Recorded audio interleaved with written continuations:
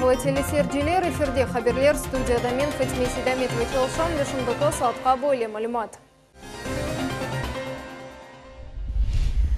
Бюджеттен 3 миллион рублей айрылды. Бұл қадар пара алушта свалкаларының бағлы проблемлерінің чезілмесіне йолан алacak. Более авалена Сергей Аксенов чықыш топлашывында сеслендірді. Бұтын муниципалитет бойынша или уч чөпліку басы анықлады. Оларны экология ве табиат ресурслар везерлігі, мескен коммуналь хожалық везерлігі ве алушта акиметі бері-берлікте жиштырмақ керек адам. Оларға шер сынырында 15 чөпліку басынен бағлы проблемлерінің чезілмесі берілгені да, алушта шер округында қанунсыз свалкалар меселесі қырма кеметі тарафындан ерлі органларға берілген 5 авалелерінден бірі еді. Қырым Жұмхуриетінің Девлет Шурасы Юлия Жукованы вице-премьер вазифесіне тайынленуынен разы олда. Бөлі қарарыны Қырым парламентінің спикері Владимир Константинов Жұмхуриет Девлет Шурасының топлашывында сеслендірді. Бұнда Невель Михаил Селезнев вице-премьер еріні өзісте гөнен бошатқанады. Намзетлер сайлавыны халыққа қалдырмақ. Единая Россия фирқасының евелкі рей беруіне 2 күн қалды. Майсынан 20 алдасында фирқаның азалары сәкенлерінің намзетлер сайлавында іштірак етмеге дәвет етейлер. Қырым Жұмхуриеті үшін бұл бұрынжы тәжірибе олacak. Азырлықлар насыл дәрежеде олғаны ақта Султаней Стакаева тариф ете.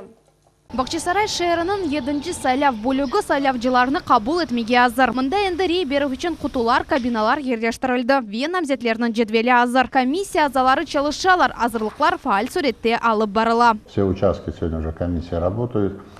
У нас полное понимание есть. И те, которые в городе участки, те, которые находятся у нас по селам, в штатном режиме, они уже все готовы выйти на работу. 12 у нас в селах, 11 у нас в городе, потому что согласно схеме они порезаны и многие люди уже оповещены. Намзетлердің графигі де керген. Найри Мелканян инсанларның көрушевлер кечерие ве мунақашаларда иштирак ете. Бір меселені огренмек ве кезге ярдым етмек. Будыр оның эсас вазифесі. Стараемся всегда вопросы решать.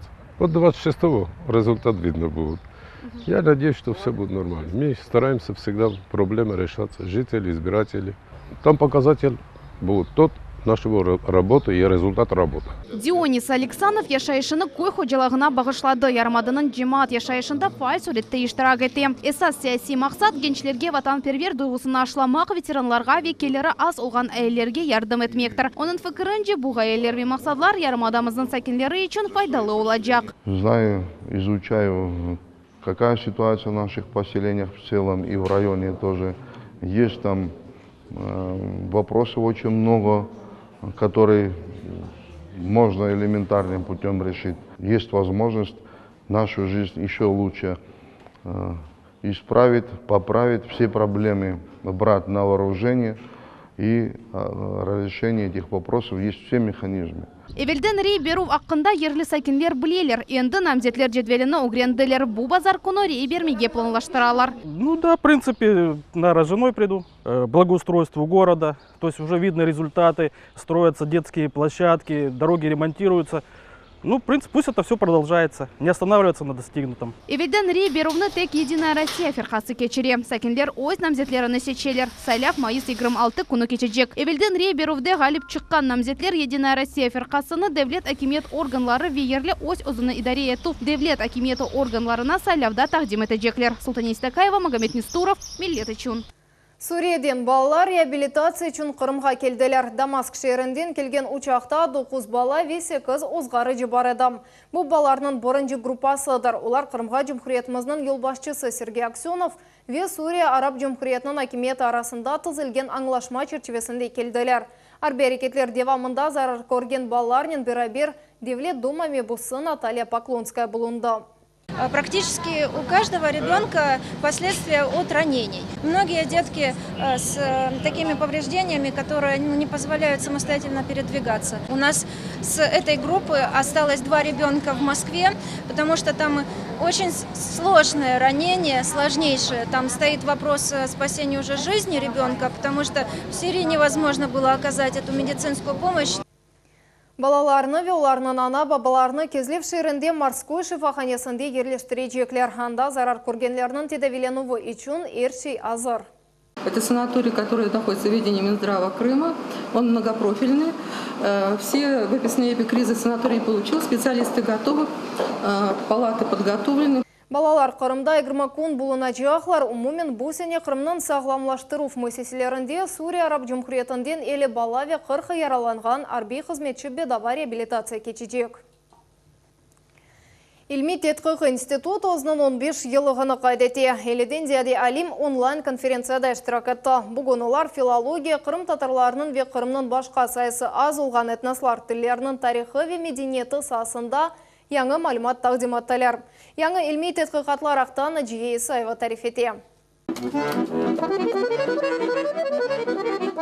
Қырым Mühendislik ve Pedagogika университетінің студенті Баян Чалави милли музыканы ижра ете. Онлайн-конференция тамам боле мұйтте башланды. Илми тетқиқи институт өзінің 15 жылығынан қайдете.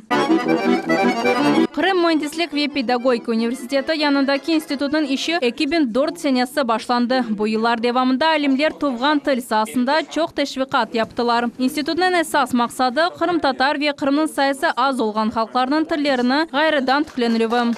Biz mevzu alamız 5 yılga.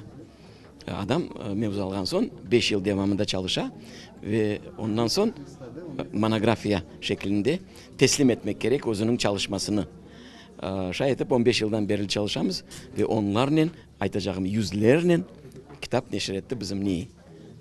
Kırım Tatar mevzuatıyla bağlı. Илми тетқиқи институтының мудирі Исмаил Керимовның ребірлігінде енді 14 адам доктор унванını қорчалады. 6-ға яқын аспирант илімлер намзеті олды. Бұл іште тарафлама университетінің ректоры ве проректоры ярдым көстерем. Защищены десятки диссертационных работ. Только под руководством Исмаила Саныча защищено 14 диссертационных работ.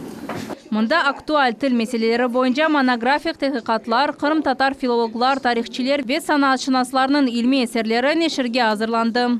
Дальнейшие поездки уже кроме России, Азербайджана, Узбекистана и так далее, зарубежные поездки привели к тому, что мы издали книгу, которая называется, вот эта книга, которая называется «Крымско-татарская тематика в архивах и библиотеках Западной Европы». Александр Бабаджан конференция иштиракчысы институтның шерефлі векілі. Тетқиқатларға мерағы тарих, медениет ве өз халқына севгіден башланды. О 30 жылдан зияде карайлардың этносына огрене.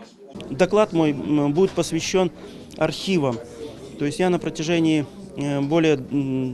около 30 лет изучаю архивы караимских материалов, которые были сданы в библиотеку Академии наук Литвы караимских. Там 3 архива. Это архив Серая Марковича Шапшала, есть архив литовской караимской общины.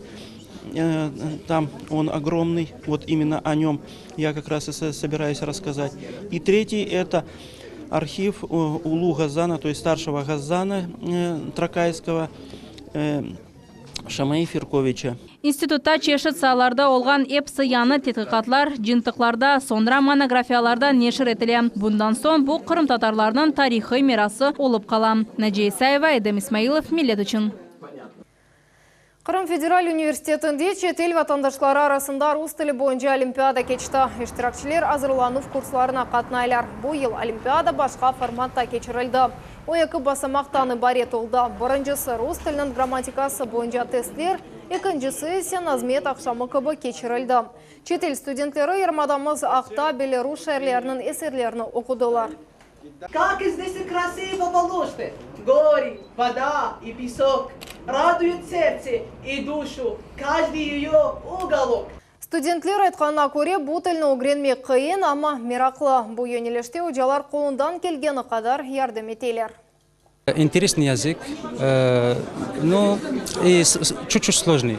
Но все возможно. Наш преподаватель все объясняет, потому что так легко. Крым очень красивый, но зеленый, особенно весной.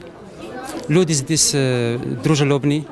Ну, все здесь хорошо, я привык уже. Ахмезжетте балалар үшін Қырым Девлет театраль санаты меркезінің бинасы құрылмақта. Объект 2017 сенесінің декабрь айындан берлі тікленілі.